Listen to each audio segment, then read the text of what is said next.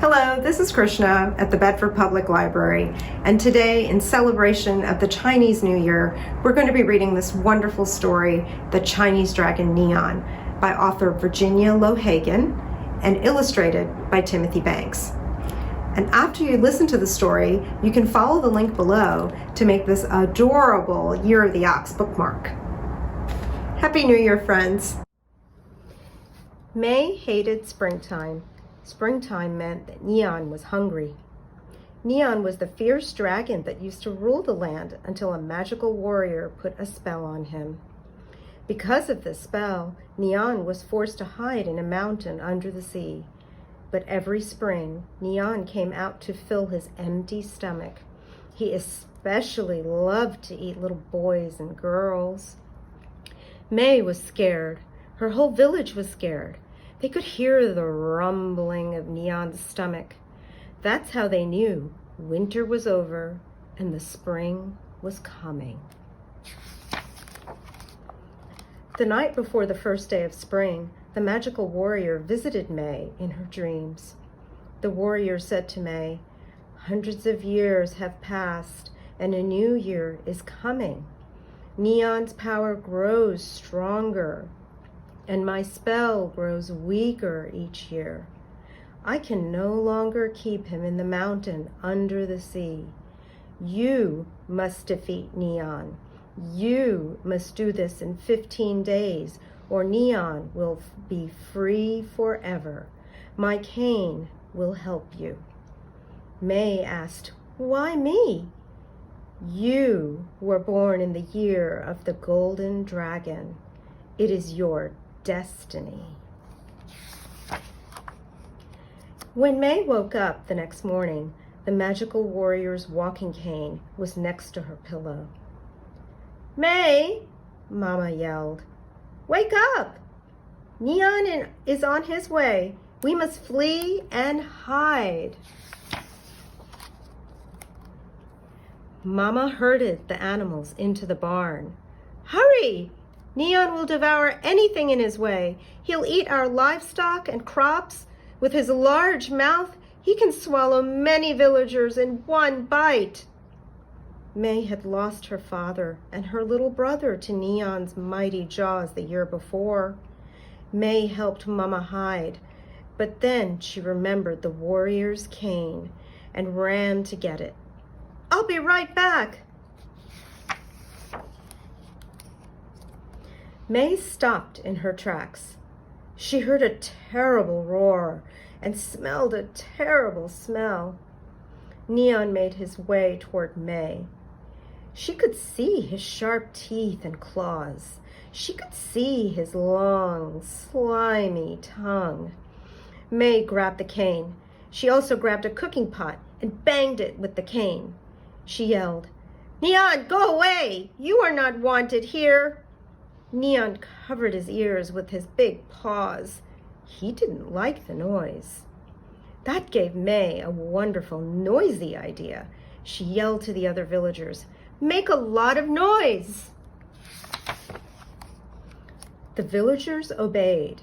They banged pots. They clanged pans. They hollered. They hooted. They threw firecrackers at Nian. Nian fled back to his mountain under the sea. For 5 days, the villagers were happy. They drummed their drums and gonged their gongs. They whooped and they hollered. They laughed loudly, really loudly, just in case Nian was listening. The villagers thanked May by giving her a beautiful red silk robe. May was wearing the flowing red robe when she heard screams and roars. Nian had returned, even hungrier and angrier than before. He had packed his ears with cotton to block out the noise. May didn't have time to run.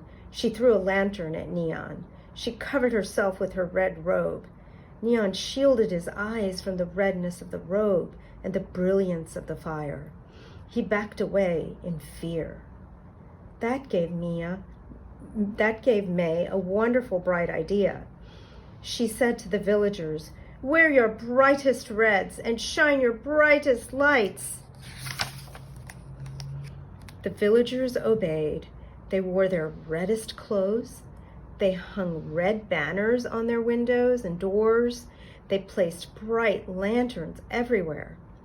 May cut a piece of her red robe and made a flag, which she attached to the magical cane. She waved it to shoo Nian away. Nian fled back to his mountain under the sea. For 5 days, the villagers were delighted. They dyed all their clothes red. They burned fires all day long and all night, just in case Nian was watching. On the 10th night, the magical warrior once again appeared in May's dreams. Nian is coming back, and he wants revenge. Be very careful. Remember, you only have 5 more days to defeat him. May knew she had been lucky the first 2 times. This time, she needed a new plan. So she came up with a wonderfully tricky idea.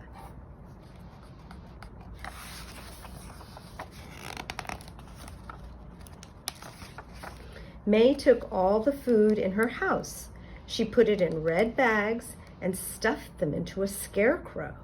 She dressed the scarecrow in her old clothes. She placed the scarecrow in front of her door. She told the villagers to do the same. The villagers obeyed. At the last minute, May shoved the warrior's crane inside the scarecrow. On the 15th day, Nian returned. He had covered his eyes with long lashes and packed his ears with cotton. The dragon stormed the village. His jaws chomped on the scarecrows that had been filled with food.